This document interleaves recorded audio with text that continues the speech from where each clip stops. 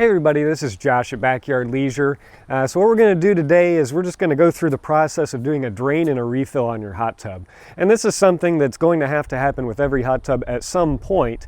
How often that happens determined by a lot of factors. This tub that we're working with today, this is a Caldera Michels. It's on a saltwater system. So as a general rule, about once a year on a saltwater hot tub, you'll do a drain and refill. This water is actually in pretty good shape. Maybe we could stretch it out a little bit, but it's October here in Indiana. We're gonna start getting cold, so now's a good time to go ahead and do it so that we don't get caught maybe having to do it in January when it's a lot colder out. So very simply, the first thing you wanna do before you remove water from any hot tub is you want to disconnect the power. So if you've got a 120 volt hot tub, you'll just simply unplug it from the wall. In this case, this is a 220 volt tub, so we're going to go over to the disconnect and we're going to turn it off over there. So if you have a 220 volt hot tub, meaning one that doesn't have a cord with a plug-in on it, somewhere out by the hot tub there should be a disconnect box. It's electrical code to have a disconnect somewhere within eyesight of the hot tub, so there should be something that looks similar to this. There's a few different styles out there. Some have just a pull tab that you pull out. In this case, this particular tub actually has two separate breakers. We want to turn them both off. Depending on your model, you may just have one breaker in there, but we just want to get those turned off so that we can safely remove the water from the tub. Okay, so now that we've got our power off, there are a couple of ways we can get the water out of the hot tub. The most basic is most hot tubs somewhere that will have some sort of a gravity drain on them. In this case, it's right here, and what we've got a cap that we simply turn off. And this is a valve, so you can see we don't have any water flow. That gives us an opportunity to go ahead and attach our garden hose.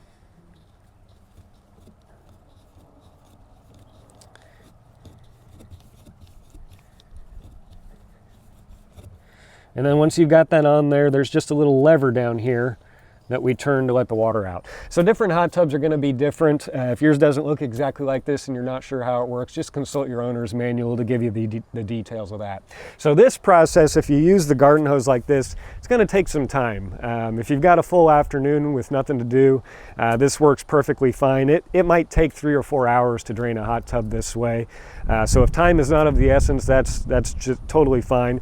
In my experience, you don't have to be super careful about where that water goes. You know, I've never seen it damage grass or anything like that, but maybe if you've got, you know, a koi pond with exotic fish or some sort of exotic plant or something like that, you might direct it away from that. But normal grass, it shouldn't be a problem. Now, if you're a little bit more pressed for time, as we usually are, normally we're doing this for customers and we've got a lot of work to do. So we very rarely gravity drain a tub like this.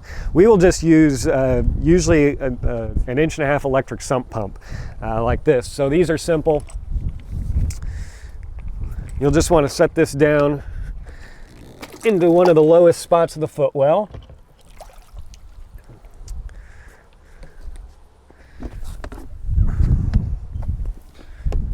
And we'll just plug it in. This will go quite a bit quicker. So I would expect with this pump, we could probably have this tub drained in about 10 minutes.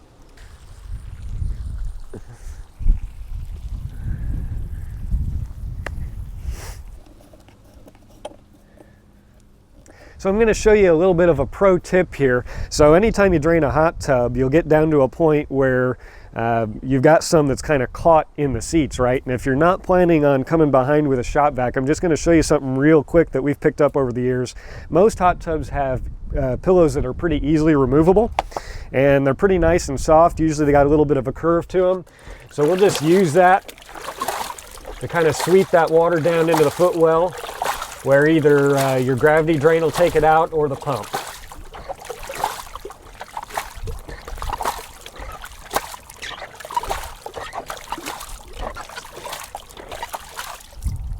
All right, so we've got our water down as low as the pump will take it. There's really just 1 inch or so left, and really this would be okay. You could probably go ahead and just refill from here. That little bit of water's not going to hurt anything, but we've got a shop vac handy here, so we're going to go ahead and pull all that dry. We'll do that, and we're going to go ahead and pull our filter out. We'll suck the water out of that filter niche as well.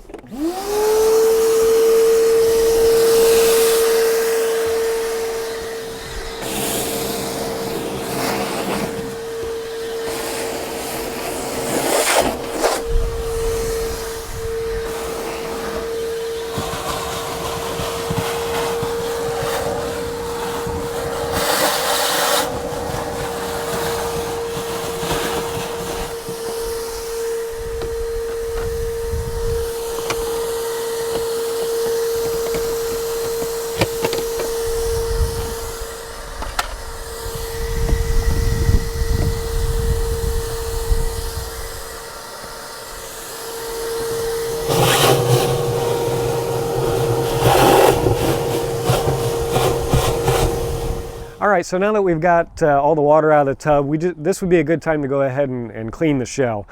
In most cases, I've found that just a damp cloth will do. I prefer not to use any cleaning products if I can help it, because typically you've got to be really careful about rinsing those out before you fill the tub back up, or you'll get some foaming and things like that. In most cases, like I said, a damp cloth will do it. I also am a big fan of Magic Eraser. In my experience, it won't scratch or anything, and it will be just a little bit more aggressive if you've got something you need to get off of there. One thing that I might mention before you drain the tub, if you've got some other underlying issues, sometimes you can take care of those ahead of time. For example, there are some cases where you might have some grittiness on the inside of the tub, and that's usually some calcium buildup. So if that were the case, before you drain the tub, what you can actually do is you can drop the pH of the water really low, like too low, like you wouldn't want to use the hot tub. But what that'll do is it'll actually dissolve that calcium into the water, and then when you drain it, all that calcium is going out with it. And that's kind of an easy, no scrub way of taking care if you've got some of that calcium buildup on the inside of the tub. So what we're going to do here is, like I said, we're just going to go over and do kind of a general wipe down. We'll pull the pillows off. That's an area that usually gets some buildup and things like that. Just want to get our cloth wet, and then we're just going to wipe. Like I said, there's nothing on this tub that's going to require too much. You can see we've got a little bit of just kind of general buildup here behind the pillows that we're going to clean up.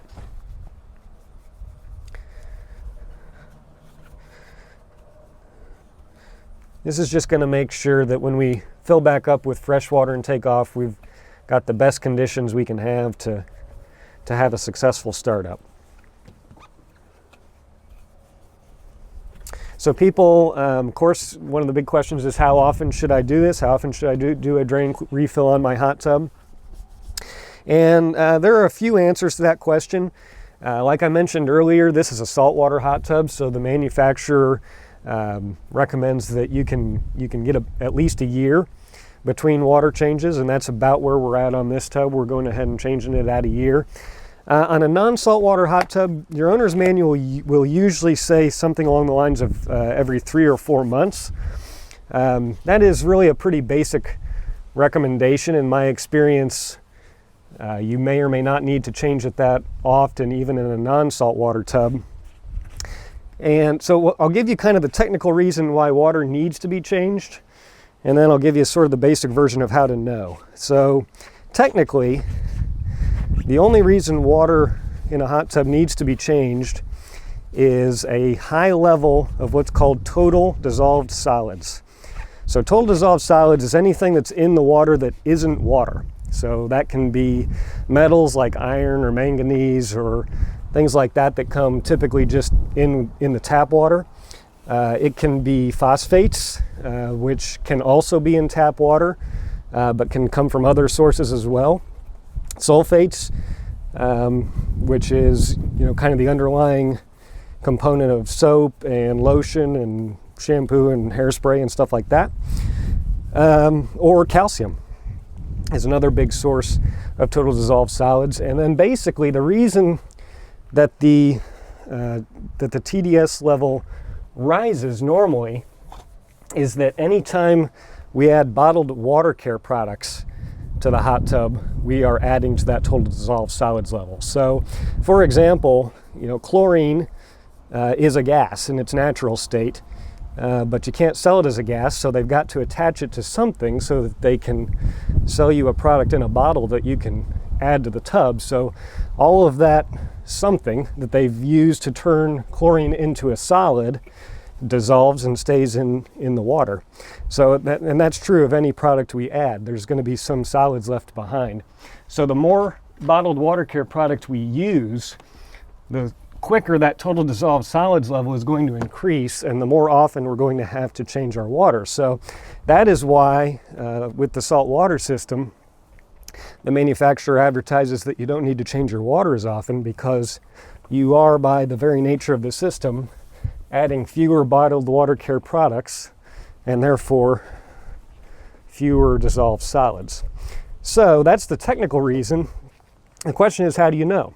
Well, there are TDS tests, so if you really wanted to be technical about it, you could acquire one of those, or your local store can probably test for it. Frankly, in my opinion, the real test is how easily can you maintain your water quality. So if everything's going along great, your water looks great, smells great, you're not having to put a lot of work into it to maintain it, then that's a good indication that it's fine. Not a lot of reason to mess with a good thing there, as far as I'm concerned.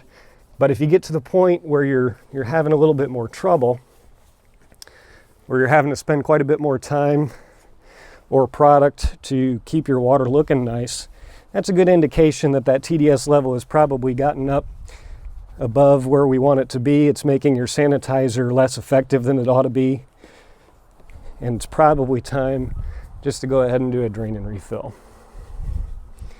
Like I mentioned earlier, in this area where it gets cold in the winter, a lot of our customers will choose to go ahead and do it in the fall, just so they don't get stuck maybe having to do it when it's really cold out.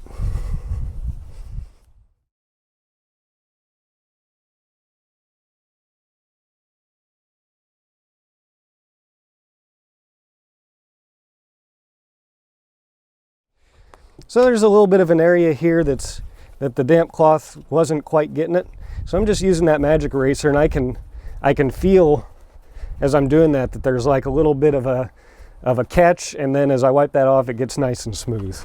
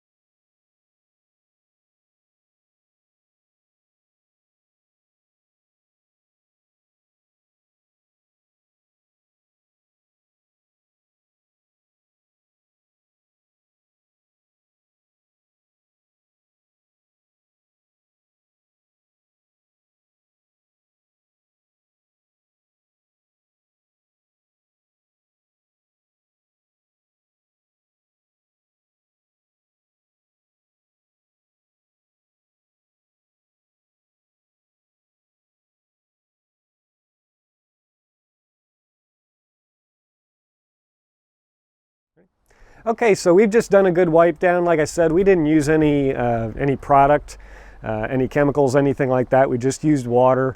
I used this terry cloth rag, and then I did use the magic eraser for anything that was a little bit more stubborn, and it cleaned up really nicely. So we're in a good place to go ahead and move on. And the next step is simply to fill it up. So this process can look a little bit differently depending on a couple of things. One is everybody's water is different. Right here where we are, we're in Terre Haute, Indiana. Our city water here comes out of wells. The home we're at has its own well, but it really wouldn't matter either way, because in this area we got a lot of limestone under us. There's a high calcium level in the water, even out of the city water. So that's something that we're definitely going to want to address on this tub, being a saltwater tub, but really isn't a bad idea to address that either way. And there can just be a range of other things, you know, the metal content in your water and all these things can weigh into what you need to do next. Some people in the country are really fortunate. Their water out of the tap is just fantastic, and they can just drop a hose in there without doing anything special. Especially, you know, some places their city water comes out of reservoirs, And as a general rule, that water is quite a bit nicer because it's basically rainwater that hasn't filtered down through a bunch of stuff in the earth and set on top of limestone before it got to you. So again, that just kind of depends on your water. You know, your local hot tub store should be in a position to do some testing for you. They probably have a general idea what the water is like and kind of help you know what sort of steps you need to do next. So if you need to take a sample into them, that's a good idea. We're going to kind of show in this video pretty much everything that we're aware of that you ought to address. Some of it, and I'll try to mark as we go, I'll try to mention which ones are more important for a saltwater hot tub versus another. We have definitely found that with the saltwater system that we have much higher levels of success if we take care of underlying water conditions first. So that's what we're going to do here today. Okay, so as I mentioned here, I happen to know that our tap water here has quite a few underlying issues that we're going to want to address. So we got a couple of things here. The one we're going to do, we're going to go ahead and use a pre-filter on the end of our hose. This is a good idea if really whether you've got a saltwater hot tub or not. This is a pretty good idea. This is going to take care of the metals that I mentioned. It's also going to remove phosphates. And phosphates can really be sort of a hidden issue. They don't necessarily cause anything visible, but they can use sanitizer. So they can make it difficult to maintain an adequate sanitizer level, and you may not know why. It may turn out that you've got a high phosphate level. And again, that can come straight out of the tap water. It can also be introduced into the tub from any number of sources as well. So this is going to take care of phosphates as well as metals. We're going to go ahead and use that. And then also we have a high calcium level here in our water. Again, this is something that maybe you might want to address no matter what, but especially if you've got a saltwater hot tub, you absolutely have to get your calcium level down between 25 and 75 parts per million. And around here, typically in Terre Haute, it comes out about 400. So we're significantly higher than where we need to be. And there are a couple of ways we can do that. Today, what we're going to do, I have one of these portable water softeners. So this is obviously a super easy way. We're going to use it today to do the full fill. Some people choose to have one of these on hand even just to do their top offs. So this is just going to soften the water as it goes in.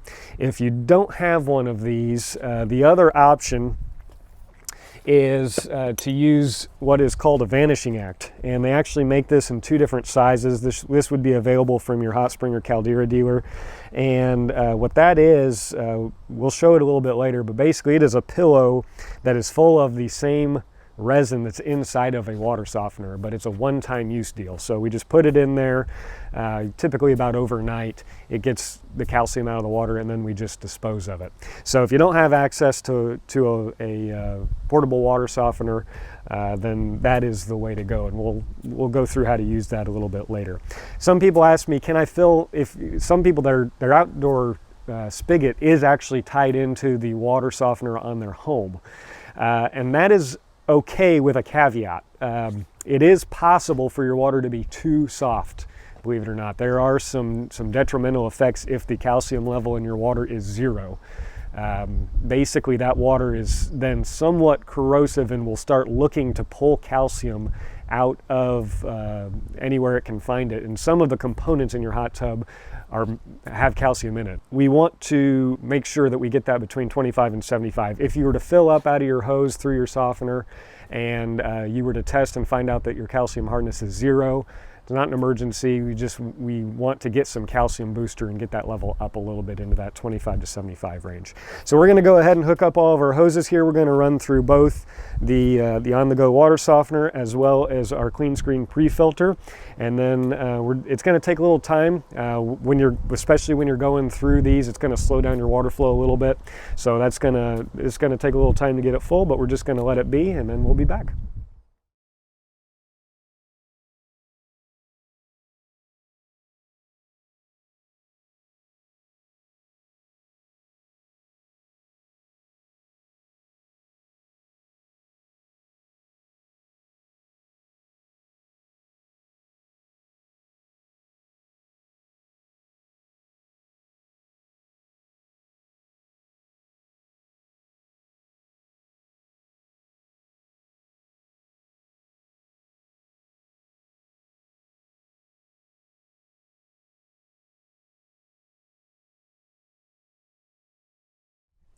Okay, so we've got all of our hoses hooked up here. Basically, we've got our incoming water from the spigot coming into our on-the-go portable water softener, and then as you can see, we're coming out of that into our pre-filter, and then out of that into the tub.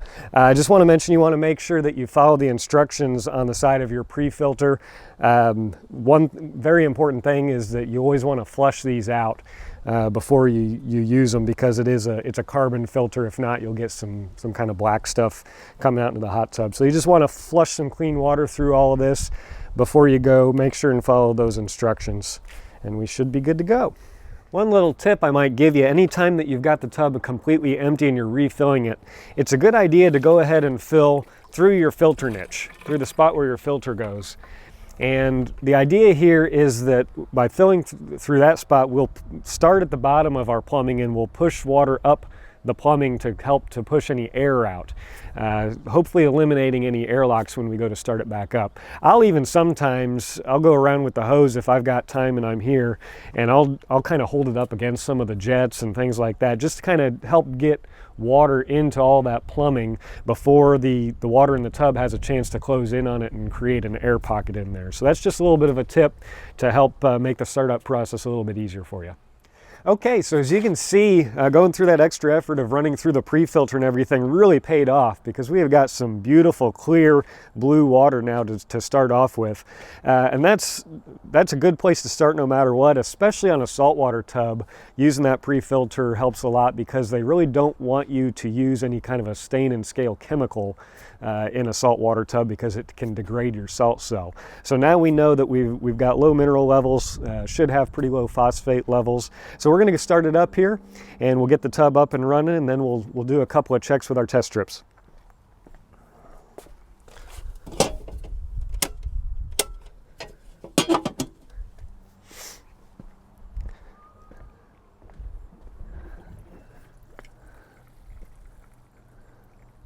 All right. It looks like filling through our filter niche paid off. We're getting good flow out of our circulation jet there. The system's still powering up, so we'll go ahead and let it do that. Okay, let's see if our jet pumps are going to run for us as well. Yep, that one fired right up. And jet one, yeah, so we did well there. We didn't have any airlocks whatsoever. Now sometimes, despite your best efforts, you might have an airlock in any one of those three pumps. In this case, this tub has 3 pumps on it, and any one of them could have gotten an airlock in it. Sometimes that happens, even if you try. We'll probably shoot another video sometime to show you what to do if that were to occur, but today it worked exactly like it was supposed to. We fired right up. So we're getting pretty close to finishing up here. I'm just going to bring a couple of things to your attention. Obviously, at this point, we would move on to our test strips. We would start with our 5-way test strips here, and these are going to show us several different things. Primarily, we're looking for pH, calcium hardness. So you could go ahead. I would probably wait until the water warms up, really, to get accurate readings on those things. So once that warms up, you can dip those and start adjusting accordingly. And then a couple other things I want to bring attention to here. There is a product called phosphate remover. So if you did not fill with a pre-filter like we did, you would definitely want to use some of this right off the bat. Even if you did, it's a pretty good idea to use this on a weekly basis, because phosphates, like I mentioned before, can come from a lot of different places.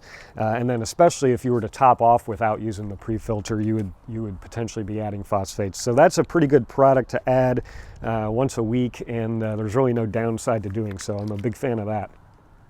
We're going to go ahead and put a new filter in this tub. Now, obviously, when you do a drain and refill, it may or may not be a time for a new filter for you. If you're not on a salt system and you're doing drain and refills more often, then likely you're just going to clean your filter and put it back in. But like I mentioned earlier, this is a saltwater tub. The water's been in here for right about a year. That's also about how long we recommend going on a filter. So we're just going to go ahead and put a new one in here.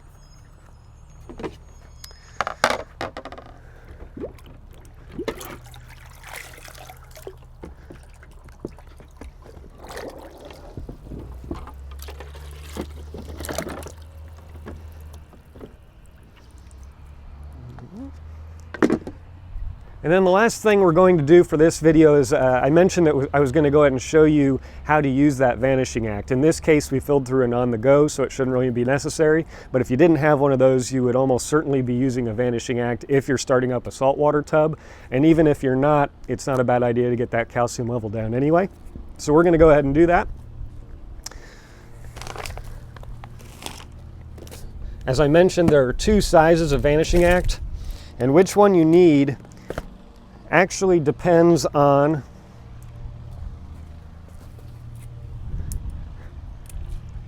the calcium hardness of your water, more so than the size of your hot tub. So there are directions for that on the back of the box. In this case, it says if your hardness is between 150 and 300 parts per million, you use the Vanishing Act XL like this one. If you're lower than that, you can use the standard size. So like I mentioned earlier, this is a bag that's full of basically the same resin that is in any water softener. And it's a one-time use product, so we're going to put it in and let it run for the appropriate amount of time, and then we're just going to discard it. So exactly how you're going to use this varies a little bit from tub to tub. If you have a Caldera like this one or a hot spring, your owner's manual is going to give you specific instructions for your model. I would recommend referencing that. In the Michels, I happen to know exactly how it goes without checking the owner's manual, so we're going to do it here. And what it does in the Michels is we set this right up against the jet intake at the front by the step. So that's where it needs to sit. And then what's important to know about the Vanishing Act is it has to actually have water flowing through it for it to do its job. It can't just sit there and absorb calcium up out of the water. Water needs to be going through it. So the way in this tub that it does that is as water is being pulled through that jet intake, it's pulling it through that bag. So what we need to do is we need to activate the appropriate pump to pull water through that. And what they have on the on hot spring Caldera models is they have a mode called Vanishing Act. And what it does, there it is right there, we're going to turn that on. It's going to turn on the low speed of the pump that pulls through that suction fitting for 6 hours, and then it's going to shut off. So after that 6-hour period, you could go ahead and check your calcium hardness again. If it's down between 25 and 75 parts per million, you can go ahead and pull that bag out and discard of it. If you're not quite down low enough yet, what you can do is you can actually take that bag, turn it over, put it back in the same spot, run that Vanishing Act cycle a second time. Okay? Now, I do tell people all the time when we are setting up new hot tubs, we actually fill the tub during the delivery and we'll put one of these in. The odds are that before that Vanishing Act cycle is over, somebody's probably going to want to use the hot tub, and I always want to encourage using a hot tub. So I tell them if that's the case, just pull that bag out temporarily, set it off to the side, and then when you're done, put it back where it belongs, start the Vanishing Act cycle again. No harm done, okay? So that's going to conclude this video. We're going to do another one here that's going to get deeper into setting up a saltwater system. So if that applies to you, you might want to be on the lookout for that. But for right now, this has been just showing you how to do a basic drain and refill, how to set yourself up for success. So I hope it's been helpful. We appreciate you watching. I'm Josh at Backyard Leisure. Hot tub, you need it.